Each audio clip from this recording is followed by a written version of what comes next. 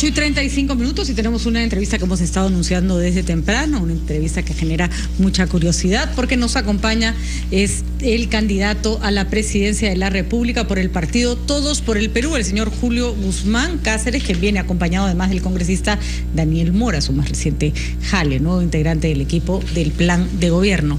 Y el señor Julio Guzmán, que ya estaba antes en nuestros estudios, hoy viene en calidad de candidato que ha tenido un subidón. Tiene un 5%, que todavía es un porcentaje que es menor, pero que lo coloca entre los 5 primeros candidatos y que lo ha visibilizado muchísimo. Así que con él le preguntamos cómo toma esta subida. Julio, ¿cómo estás? Gracias por acompañarnos. Congresista Mora, gracias por estar con nosotros esta mañana también. Patricia. Buenos días, Patricia, Fernando, Armando.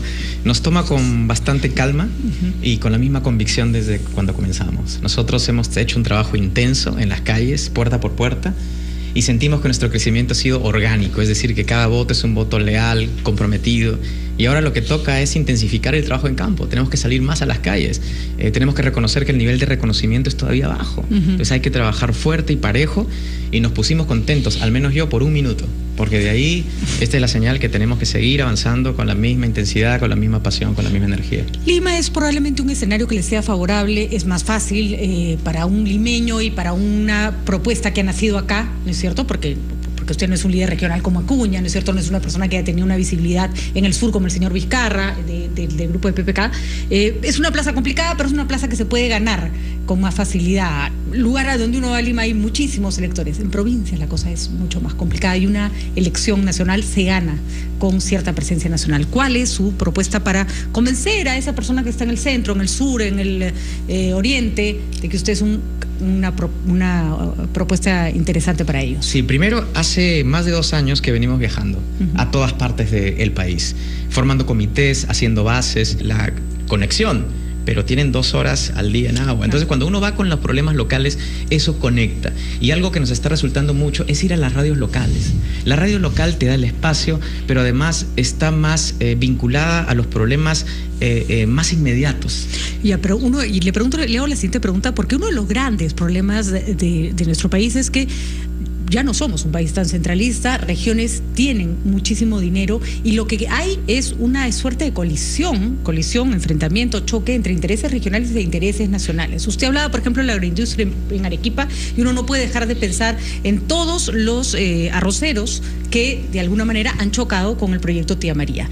¿Cómo hacemos? Por ejemplo, si usted fuera elegido presidente de la República, ¿qué hacemos con Tía María? Que es un proyecto minero fundamental para el Perú, que a su vez se colisiona con los intereses de quienes tienen una industria que también es respetable y también es importante para ellos, que es la industria arrocera del Valle. ¿Cómo? Absolutamente. ¿Qué se hace? ¿Cuál sería su planteamiento para Tía María, por ejemplo? En primer lugar, decir que nosotros en Todos por el Perú estamos a favor de la minería y lo vamos a seguir promoviendo bajo los estándares modernos internacionales que, bueno, todo el mundo está de acuerdo con eso. Lo segundo es reconocer desde un inicio que el problema de Tía María y de Conga no es un problema actual. Esto tiene años y la consecuencia es la falta de una política preventiva. El Estado es un bombero que no tiene la capacidad institucional ni de gestión para poder sacar los proyectos adelante y eso tenemos que reconocerlo desde el día 1. No tenemos la capacidad de gestión ni la de seguimiento. Muchos de los acuerdos que se toman, Patricia, en los proyectos mineros no se cumplen.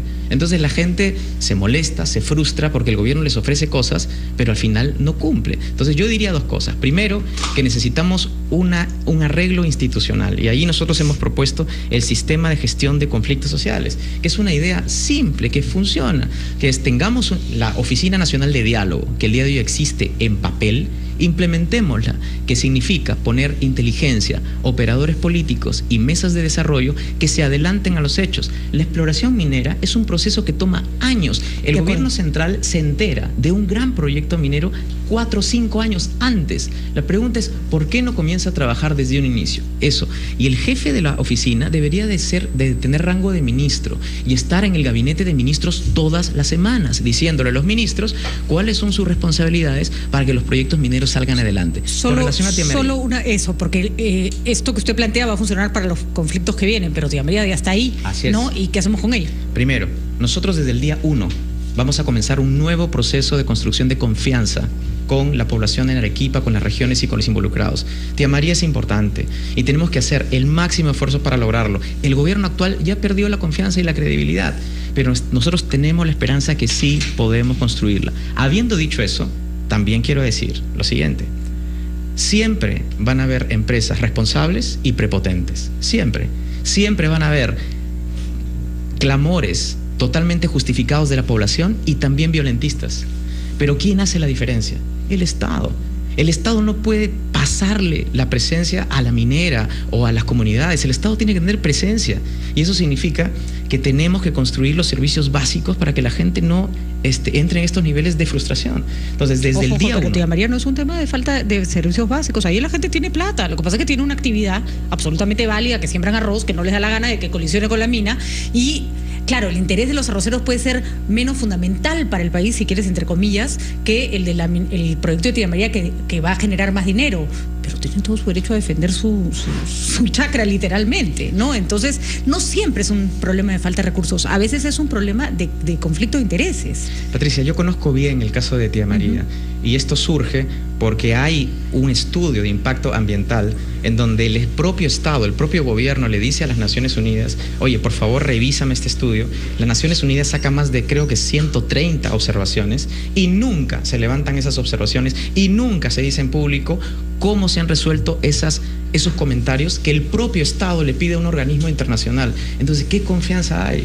El problema de Tía María, independientemente de lo que tú dices, de la minería o la agricultura, hay un problema anterior y estructural, que es la confianza.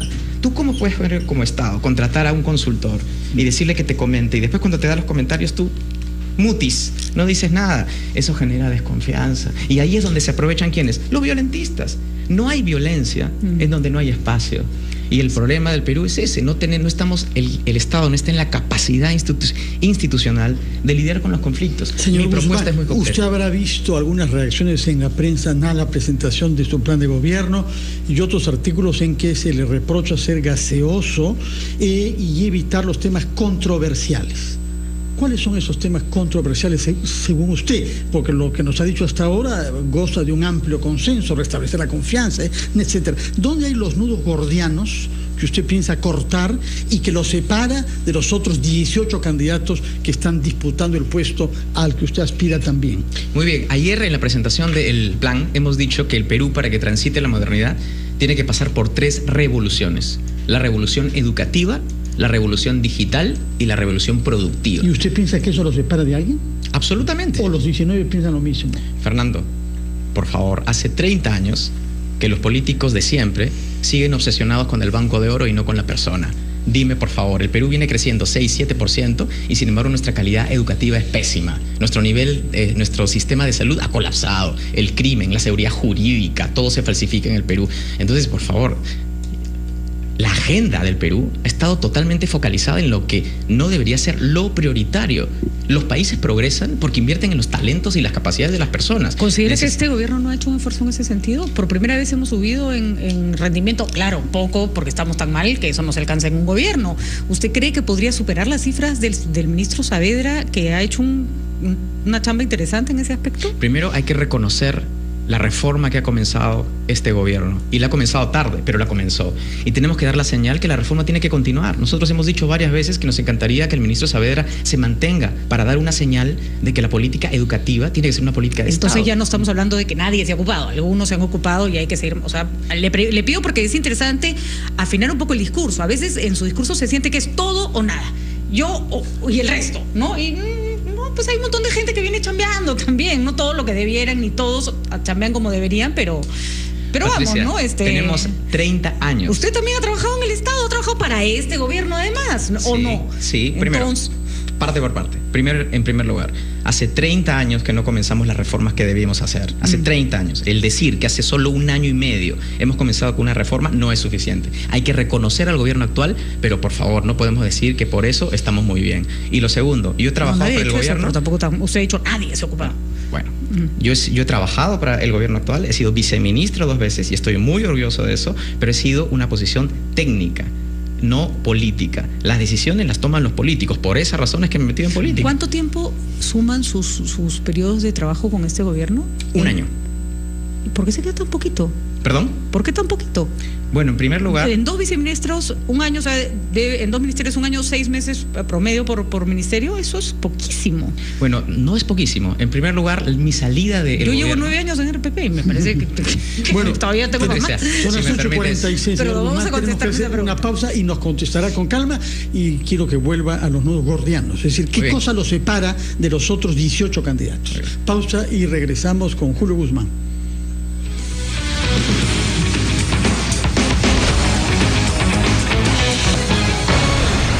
Seguimos con el candidato a la presidencia, el señor Julio Guzmán Cáceres. Lo acompaña también el congresista Daniel Mora, con quien hablaremos en un momento.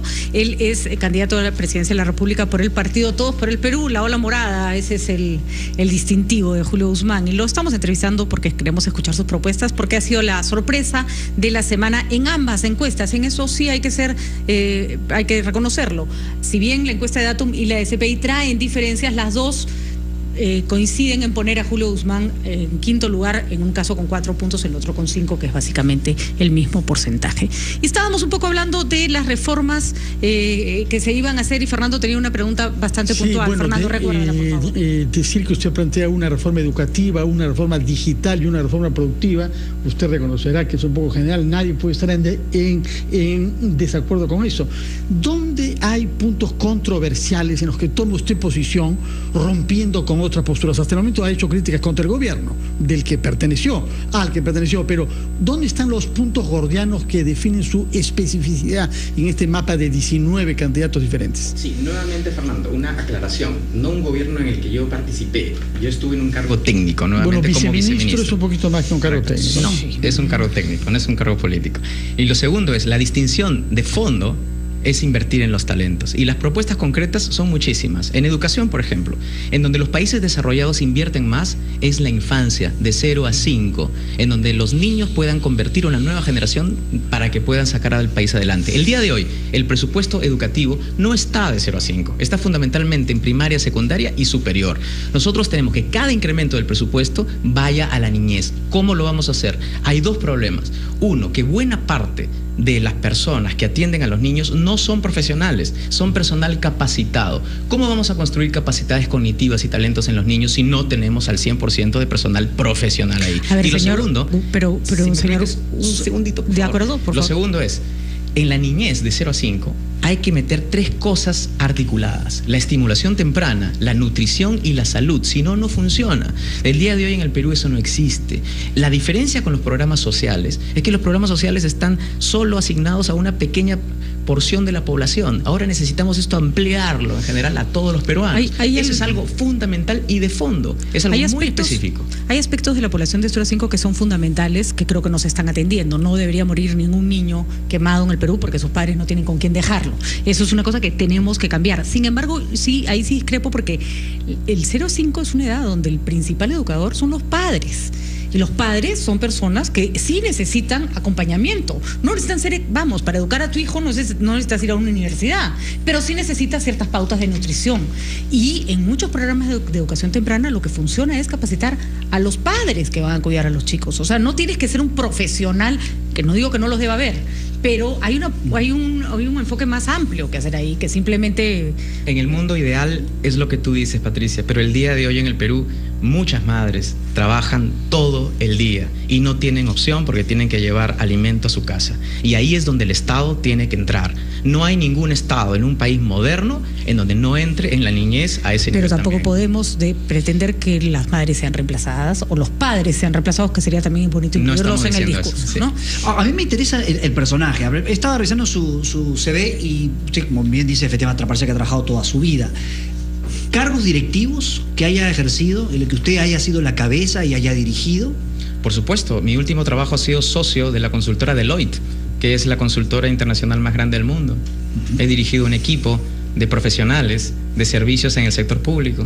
¿Su paso por el Banco Interamericano era directivo del banco? ¿Tenía no, el banco tiene una organización bastante, digamos, uniforme.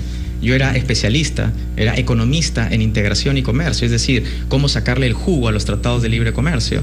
Tengo 10 años de experiencia en eso, pero además como viceministro he conducido a 400 personas en el Viceministerio de la Producción y en la PCM a 600 personas, pero manejos de recursos y de gente. No me contestó. Absolutamente probado. ¿Por qué tan poquito tiempo?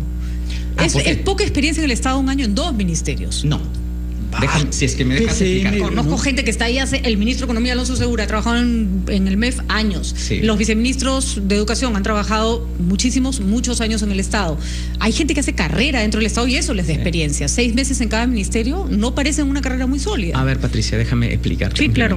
En primer lugar, yo tengo una maestría y un doctorado en políticas públicas. Segundo, tengo 10 años en el Banco Interamericano trabajando en el diseño de políticas públicas. Ahora, con todo ese bagaje, llegar al Estado, ¿no crees que el aprovechamiento de la experiencia en el Estado es brutal con todo lo que viene? Es como decirte que tú tienes a un dentista y que, porque solo es dentista 1 año, toda su formación como médico no cuenta. Justamente ese es el problema del Perú, que tenemos funcionarios y presidentes que no saben nada de política pública. Ya, pero también entonces, es verdad que yo puedo tener al periodista más entrenado del mundo y si nunca escribe un artículo no funciona. Pues, señor Guzmán, mi pregunta es, ¿qué pasó que usted no se quedó más tiempo en el Estado para ganar más experiencia? Yo estoy segura que estaba recontracapacitado para aportar más al Perú. ¿Pero por qué se fue tan rápido?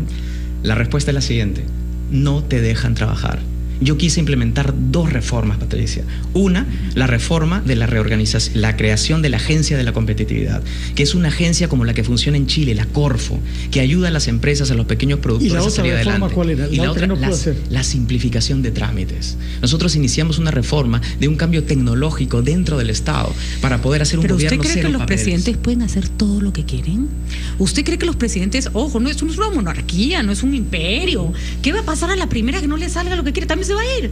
Patricia, ¿tú crees que la reforma, la simplificación de trámites y la ayuda a las empresas es algo pequeño? Es una reforma estructural que no se hace hace 30 años y si el presidente no le entiende... ¿Qué va a pasar cuando usted sea presidente del Perú? Porque nos estamos poniendo en ese escenario y no pueda llevar adelante las cosas que quiere llevar adelante. ¿Se va a ir? ¿Va a renunciar? ¿Va a tirar la toalla porque no lo dejan trabajar?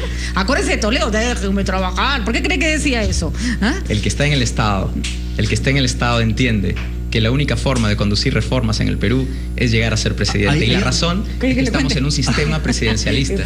Hay otra cosa que la gente se pregunta es, ¿de dónde la plata?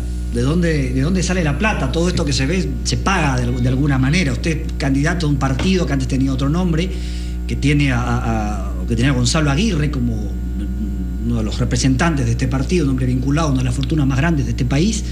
Él, por ejemplo, ¿qué puesto tendría o qué función tendría en su gobierno? Gonzalo Aguirre ha sido fundador del partido y es actualmente también militante. Entonces no debería de sorprender a nadie que Gonzalo tenga alguna participación y que también esté apoyando. ¿El financiamiento? Nosotros en el financiamiento ya hemos dicho que Gonzalo Aguirre ha aportado 63.000 soles durante todo este tiempo. Y en los próximos reportes van a aparecer si el señor Aguirre aporta o no. Y eso no debería de sorprender a nadie. No tiene nada de malo en términos de lo que se... Pero hoy la República dice que usted no ha presentado su informe financiero a la OMPE. ¿Por qué? Nosotros hemos sacado una publicación en donde nos hemos disculpado con los peruanos y también recordándoles que el partido desde que se creó nunca ha incumplido ni un día con los reportes financieros. Salvo esta vez. Quisiera preguntarle algo al general Mora, que nos hace la amistad de estar aquí presente. No le voy a preguntar a usted por nudos gordianos, porque sabemos que se ha batido por la ley universitaria contra tirios y troyanos, pero háblenos sobre la policía y la seguridad ciudadana, porque usted es un general retirado del ejército peruano. ¿Tiene alguna función en estos 2 temas? No, específicamente no, pues sí puedo colaborar en esos temas y de hecho he hecho los planes de seguridad ciudadana de Perú posible, ¿no? En el sentido, en el caso de la policía, no es fundamentalmente el tema de la policía. La policía es uno de los problemas que tiene la seguridad ciudadana, porque el problema es mucho mayor, es la impunidad, es la corrupción, es de un policía que captura a un delincuente, o lo deja o no, o lo entrega al fiscal, el fiscal lo deja o lo suelta o lo entrega al juez y es toda una cadena, todo el tema holístico que se presenta ahí fundamentalmente es de impunidad y corrupción. En el caso de la policía, por ejemplo, ya se están dando soluciones, que la solución es del 24x24 que se reclamó tanto, o también del tema de de que ahora ya trabajan los 3 turnos como trabajaban las Fuerzas Armadas, retén, a sus 8 horas de servicio, sus horas de descanso. O sea, ya no hay ese problema. El número de policías, ya tenemos nosotros el número de policías, que son 4 policías por cada 1000 habitantes según la Organización Panamericana de la Salud. 4 policías, ya el Perú los cumple. El problema es una redistribución adecuada. El problema, por ejemplo, que tenemos nosotros, las comisarías se instalaron como fruto del aporte de algún voluntario que dio un terreno, dio una casita, y ahí se formaron las comisarías. Nunca hubo una distribución de las comisarías en forma estratégica en el país. Entonces tenemos distritos que tienen 4 comisarías y algunas que tienen una. Tenemos distritos que tienen un policía por cada 2.500 habitantes y distritos que tienen un policía por cada 170 habitantes. Es decir, hay una redistribución fatal de la policía. ¿Y siente usted que en Todos por el Perú usted puede aplicar esas ideas y pueden impulsar esa reforma mejor que en otras organizaciones? No decir mejor, porque acá todos no somos inventores ni descubridores de la pólvora. En el tema de la policía todos son genios. Entonces el tema es más complejo de lo que creemos. En criminalidad el Perú no está mal. Puede parecer chocante, pero sí, son 6.7 crímenes por cada 100.000 habitantes, comparado con 90 crímenes por cada 100.000 habitantes que tiene El Salvador, que tiene Guatemala. Es decir, estamos muy lejos de eso, estamos juntos con Chile, con Uruguay, pero en el caso de los robos, de los asaltos, sí tenemos una tasa muy alta. El equipo lo lidera Murazo, el general Murazo en seguridad, Murazo, sí. Pero es un general que ya tuvo su oportunidad, ¿no? Es un general que ya dirigió la policía, sí, que de nuevo podría aportar. Bueno, yo creo que en conjunto con todo un equipo que hay en Todos por el Perú se puede aportar, inclusive le he hablado con Julio para enriquecer un poco más todo este tema, porque también hay soluciones prácticas que dar. Porque ya se han solucionado problemas, por ejemplo, el 24 por 24 era un tremendo problema. Vamos a ir a una pausa, señores, porque son las 9 en punto, y se nos ha quedado en el tintero un par de preguntas específicas, muy específicas. Al regreso las hacemos porque no quiero dejar en el Twitter a toda la gente con la curiosidad, y volvemos. Bien cortito, volvemos con Julio Guzmán para cerrar la entrevista como debe ser. Ya volvemos.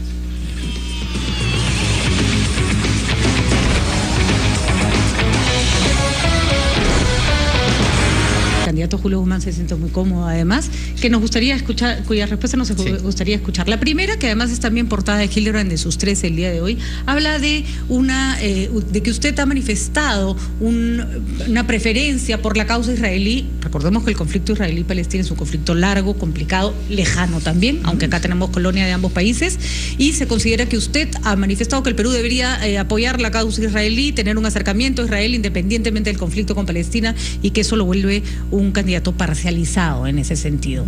Es más, completo la pregunta, según redes sociales su esposa es judía y por eso usted habría adoptado esta posición. Le cedo la palabra para que explique qué es lo que está pasando con eso. Sí, mi posición es bastante clara con relación al Medio Oriente, y es que todas las naciones tienen el derecho a existir, todas. El día en que venga un grupo, nación, país y diga que otro no tiene el derecho a existir, ahí todos tenemos que estar en contra, no solo el Perú, sino la comunidad internacional. En ese sentido, tanto la nación palestina como la israelita tienen el derecho a existir, y hay una solución diplomática, que es la creación de los 2 estados, que es la que viene apoyando las Naciones Unidas, es la que viene apoyando el Perú, y es la que vamos a seguir haciendo nosotros. Esa es mi posición. No tiene una visión sionista pro Israel, que pasa por pisotear los derechos de Palestina, entonces. No. ¿Y convertido al judaísmo? ¿Practica el judaísmo? No, yo soy católico, he crecido católico, vengo de una familia además muy católica. Sí. Y la otra pregunta que le hacen es su posición con respecto a la unión civil y al aborto por violación. Son 2 concretas que me han preguntado en Twitter. Nosotros estamos a favor de la unión civil, estamos a favor de la construcción de derechos en general para todos. Con relación al aborto, hemos dicho que nadie está a favor del aborto, nadie quiere que las personas aborten, pero en el caso del aborto por violación, estamos a favor de la despenalización del aborto por violación, considerando que gran porcentaje de estos casos son en adolescentes, ¿no? O sea, que no se le castiga a la madre. Es correcto. ¿Y con las drogas? nos hemos pronunciado en contra de la legalización de la marihuana, no por un tema moral, sino por una cuestión institucional. El Perú no tiene la capacidad para regular y para manejar una industria que no conoce, y más bien deberíamos de aprender de algunos países que están transitando por eso. Un caso es Uruguay. Entendamos qué regulación está poniendo, qué instituciones Vamos a ver cómo le va a Uruguay. Sí, sí. Muchas gracias, si no señor Julio Guzmán, por esas 3 respuestas precisas y concretas. Y muchas gracias, general Mora, por su presencia acá. Gracias a ustedes. Son las 9:07. Hasta acá nuestra entrevista con el candidato presidencial Julio Guzmán Cáceres. Gracias.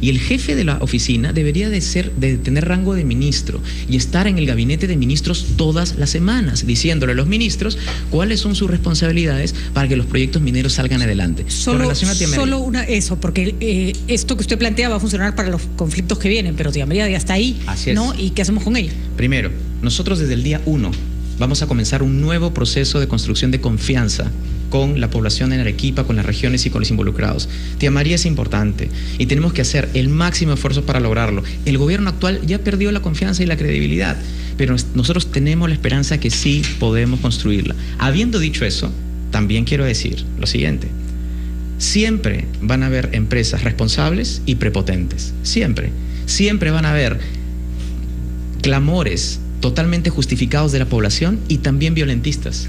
Pero ¿quién hace la diferencia? El Estado. El Estado no puede pasarle la presencia a la minera o a las comunidades. El Estado tiene que tener presencia. Y eso significa que tenemos que construir los servicios básicos para que la gente no entre en estos niveles de frustración. Entonces, desde el día 1... Tía María, no es un tema de falta de servicios básicos. Ahí la gente tiene... En Perú estamos a favor de la minería y lo vamos a seguir promoviendo bajo los estándares modernos internacionales que, bueno, todo el mundo está de acuerdo con eso. Lo segundo es reconocer desde un inicio que el problema de Tía María y de Conga no es un problema actual. Esto tiene años y la consecuencia es la falta de una política preventiva. El Estado es un bombero que no tiene la capacidad institucional ni de gestión para poder sacar los proyectos adelante, y eso tenemos que reconocerlo desde el día 1. No tenemos la capacidad de gestión ni la de seguimiento. Muchos de los acuerdos que se toman, Patricia, en los proyectos mineros no se cumplen. Entonces la gente se molesta, se frustra porque el gobierno les ofrece cosas, pero al final no cumple. Entonces yo diría dos cosas. Primero, que necesitamos un arreglo institucional, y ahí nosotros hemos propuesto el sistema de gestión de conflictos sociales, que es una idea simple, que funciona, que tengamos la Oficina Nacional de Diálogo, que el día de hoy existe en papel, implementémosla, que significa poner inteligencia, operadores políticos y mesas de desarrollo que se adelanten a los hechos. La exploración minera es un proceso que toma años. El gobierno central se entera de un gran proyecto minero 4 o 5 años antes. La pregunta es, ¿por qué no comienza a trabajar desde un inicio? Eso, Fernando, Armando, nos toma con bastante calma y con la misma convicción desde cuando comenzamos. Nosotros hemos hecho un trabajo intenso en las calles, puerta por puerta, y sentimos que nuestro crecimiento ha sido orgánico, es decir, que cada voto es un voto leal, comprometido. Y ahora lo que toca es intensificar el trabajo en campo. Tenemos que salir más a las calles. Tenemos que reconocer que el nivel de reconocimiento es todavía bajo. Entonces hay que trabajar fuerte y parejo, y nos pusimos contentos, al menos yo, por 1 minuto. Porque de ahí, esta es la señal que tenemos que seguir avanzando con la misma intensidad, con la misma pasión, con la misma energía. Lima es probablemente un escenario que le sea favorable, es más fácil para un limeño y para una propuesta que ha nacido acá, ¿no es cierto? Porque usted no es un líder regional como Acuña, ¿no es cierto? No es una persona que haya tenido una visibilidad en el sur como el señor Vizcarra, del grupo de PPK. Es una plaza complicada, pero es una plaza que se puede ganar con más facilidad. Lugar a donde uno va a Lima hay muchísimos electores. En provincias la cosa es mucho más complicada y una elección nacional se gana con cierta presencia nacional. ¿Cuál es su propuesta para convencer a esa persona que está en el centro, en el sur, en el oriente, de que usted es una propuesta interesante para ellos? Sí, primero, hace más de 2 años que venimos viajando.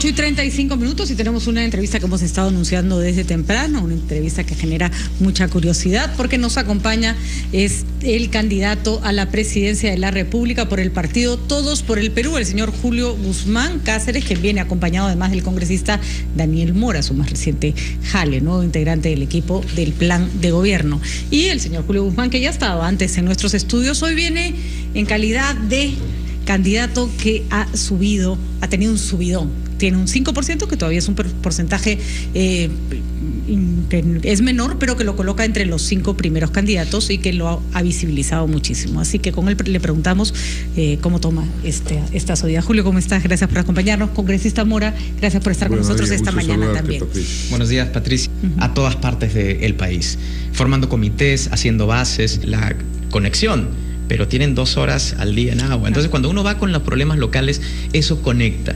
Y algo que nos está resultando mucho es ir a las radios locales. La radio local te da el espacio, pero además está más vinculada a los problemas más inmediatos. Ya, pero le hago la siguiente pregunta, porque uno de los grandes problemas de nuestro país es que ya no somos un país tan centralista, regiones tienen muchísimo dinero y lo que hay es una suerte de colisión, enfrentamiento, choque entre intereses regionales e intereses nacionales. Usted hablaba, por ejemplo, de la agroindustria en Arequipa y uno no puede dejar de pensar en todos los arroceros que de alguna manera han chocado con el proyecto Tía María. ¿Cómo hacemos? Por ejemplo, si usted fuera elegido presidente de la República, ¿qué hacemos con Tía María? Que es un proyecto minero fundamental para el Perú, que a su vez se colisiona con los intereses de quienes tienen una industria que también es respetable y también es importante para ellos, que es la industria arrocera del Valle. Absolutamente. ¿Qué se hace? ¿Cuál sería su planteamiento para Tía María, por ejemplo? En primer lugar, decir que nosotros en Todos por el